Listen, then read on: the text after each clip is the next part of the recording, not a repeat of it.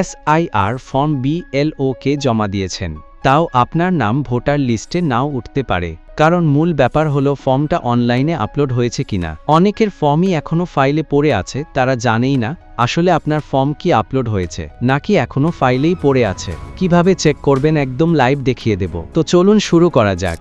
প্রথমেই আপনি আপনার মোবাইলের গুগল খুলে নেবেন, তারপরে সার্চ করবেন voter then election commission of ইন্ডিয়ার অফিসের ওয়েবসাইটটি সর্বপ্রথমেই দেখতে পাবেন। এই ওয়েবসাইটের ওপরে একবার ক্লিক করবেন, তারপর আপনার সামনে ওয়েবসাইটটি খুলে যাবে। তারপরে আপনারা এখানে দুটি অপশন দেখতে পাবেন, একটি হচ্ছে লগ ইন, আরেকটি হচ্ছে সাইন আপ।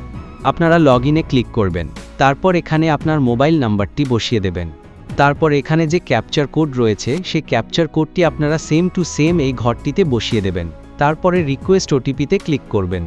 তারপর আপনি যেই মোবাইল নাম্বারটি বসিয়েছিলেন সেই নাম্বারটিতে একটি 6 অঙ্কের ওটিপি যাবে, সেই ওটিপিটি এই ঘরে বসিয়ে দেবেন। তারপরে ভেরিফাই অ্যান্ড লগ ইনে ক্লিক করবেন।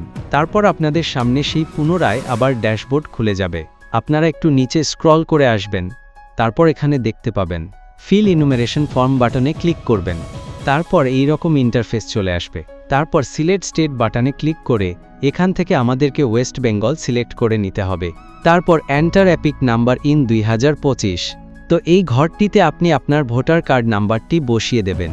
ভোটার কার্ড নাম্বারটি বসানোর পর সার্চ অপশনে ক্লিক করতে হবে।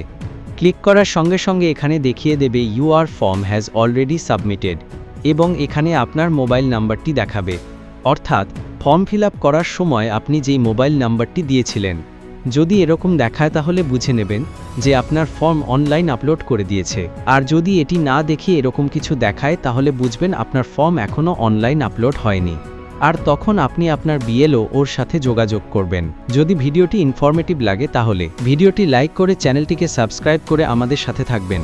ধন্যবাদ।